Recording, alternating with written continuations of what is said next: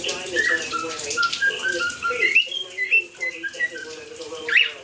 And in those days, nobody valued colored stones. But at any rate, he did well, and then they went into retailing, and my mother was a very, very fine salesperson. So she taught me how to sell, like all my life, because every once in a while there would always be someone who was ill, and I had to come in and give them a hand after school. And I went to the finest public schools in New York, Hunter College High School, and then Hunter College. When I was a freshman in college, one of my high school friends was dating a real nice fellow by the name of Bob. Bob's best friend was a boy by the name of Leonard Water.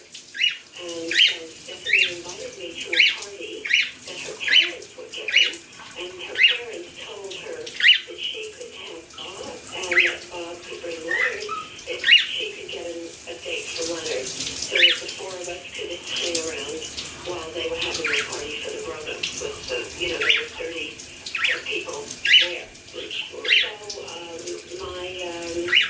my first date with Leonard was a blind date that was arranged by my friend Stephanie, and Leonard came and picked me up, and my dad met him, and they talked for a couple of minutes, and then we went over to Stephanie's house. Now, when I got home, my father was sitting in the living room, which he never did. He was usually waiting up for me in bed.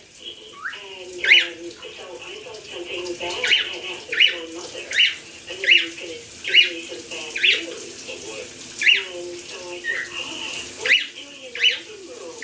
What happened to Mom? And she said, nothing's happened to Mom. I just want you to know that's a nice boy.